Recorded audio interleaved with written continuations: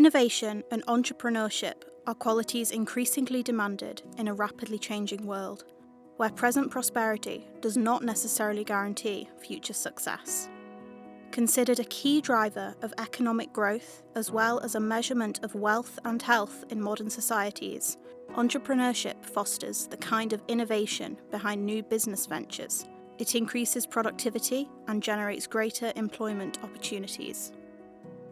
If the progressive automation and digitalisation of our world, triggered by the third industrial revolution, emphasised entrepreneurship and innovation like never before, the incipient fourth industrial revolution is making these even more peremptory.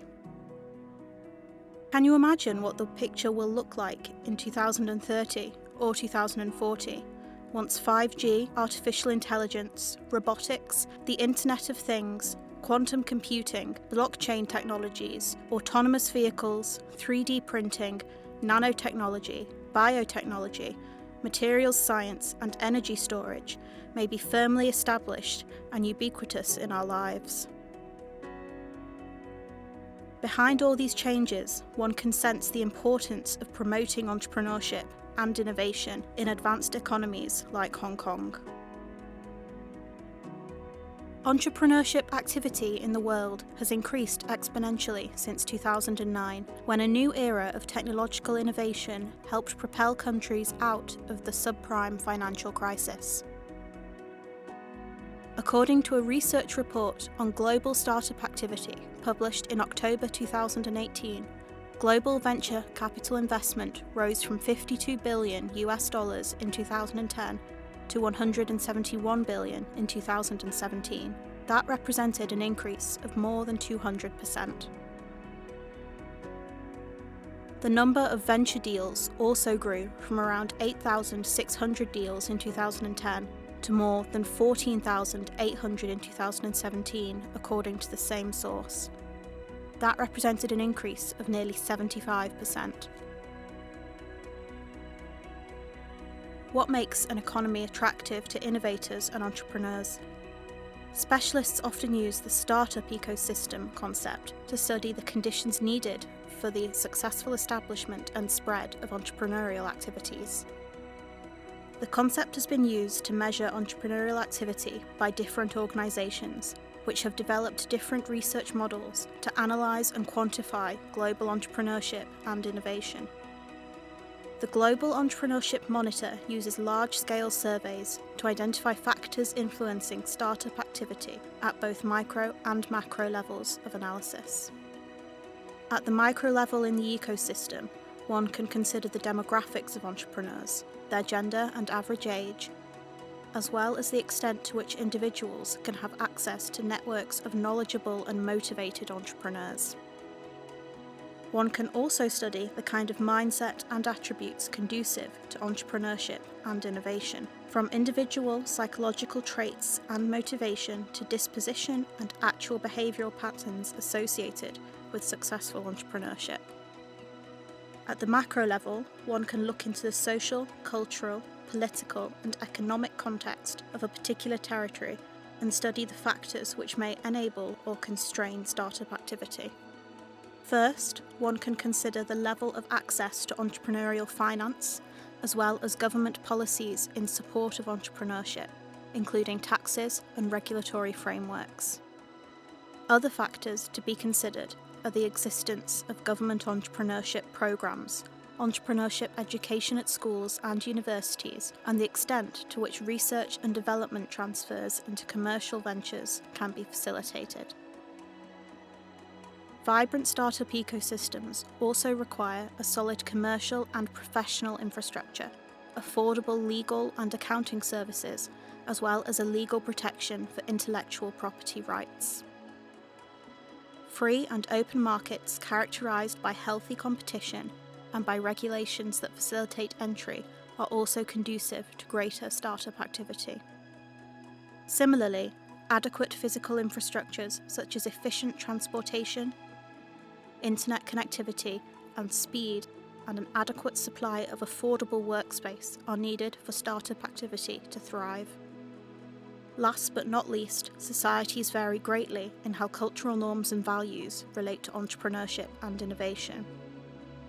For instance, some societies may possess an enduring tradition of entrepreneurship, whereas others may see entrepreneurship as an emerging characteristic of their economy in transition. When studying entrepreneurial activity, one also needs to consider the overall socio-economic development and the level of maturity of startups. Startup activity is very different in developing economies when compared to advanced and highly globalized economies. For instance, the conditions for entrepreneurship associated with a developing economy may favour total early-stage entrepreneurial activity and self-employment due to a perceived lack of job opportunities, which may compel individuals to engage in startup activities. However, established business ownership and continuation may be hindered by the lack of an appropriate social and economic framework conducive to entrepreneurship, as described before. Startup economic activity can be highly volatile. Compared with traditional economic sectors, startup ecosystems are particularly sensitive to abrupt changes in business sentiment and consumer confidence during periods of crisis. The post-COVID-19 crisis is expected to have a significant impact in startup ecosystems across the world, according to Startup Genome, one of the world's leading organisations dedicated to studying startup ecosystems. On the one hand, a growing number of startups are experiencing a capital crunch, while fundraising has been dramatically disrupted. On the other hand, many startups have experienced significant drops in demand and revenue, with the average startup seeing a decline of 32%. Similarly, startup ecosystems evolve constantly and rapidly.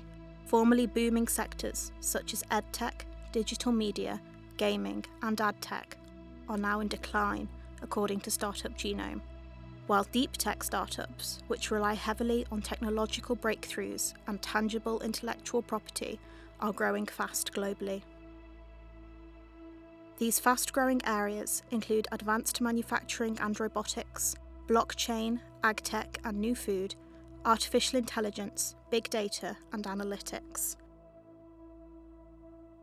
From being mainly a US phenomenon, startup activity is becoming increasingly global nowadays. As late as the mid-1990s, over 95% of venture capital investment in the world concentrated on US companies, according to research. Things slowly began to change during the second half of the 1990s and the 2000s. Between 2015 and 2017, around 50% of venture capital investment was directed to countries such as China, India, the UK, Germany, Canada, France, Israel, Singapore, Sweden, and Japan. The globalizing trend in startup activity shows no sign of abating. Startup Genome predicts that there will be 30 entrepreneurship hubs around the world comparable to Silicon Valley in the near future. The global startup economy is very large nowadays, amounting to almost $3 trillion in value. That is equivalent to the GDP of a G7 economy. Predictably, the technology sector attracted the lion's share of the nearly $300 billion investment in 2019. Startup activity is mostly an urban phenomenon, as well as an uneven one, both geographically and socially. It is highly concentrated in a small number of cities which have become global entrepreneurship hives.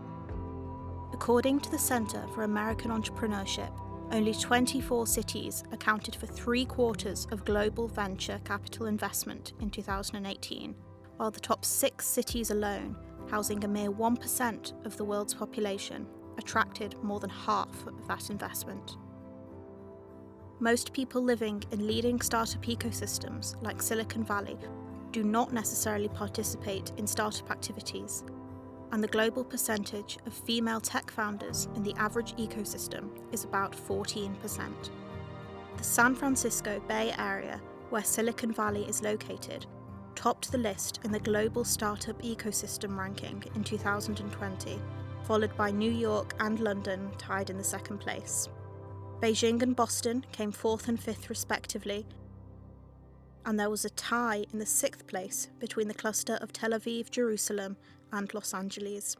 Shanghai came number 8, followed by Seattle and Stockholm as number 9 and 10. Startup activity in the Asia-Pacific region has increased significantly in recent years, from having 20% of top ecosystems in 2012 to 30% in 2020. Hong Kong ranked 29th in the world in 2020, 4 places below 2019, when it entered the top 25 startup ecosystems for the first time. The success factor, where Hong Kong performs best according to the Startup Geno report, is market reach. Market reach computes, among other things, the economic success of startups globally. In terms of funding, Hong Kong also performs reasonably well thanks to a comprehensive early-stage funding program and good levels of investor activity.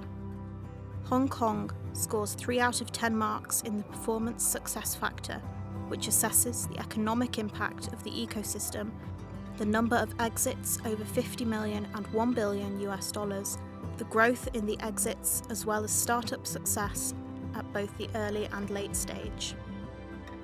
Hong Kong clearly needs to improve in areas such as connectedness, talent, and knowledge.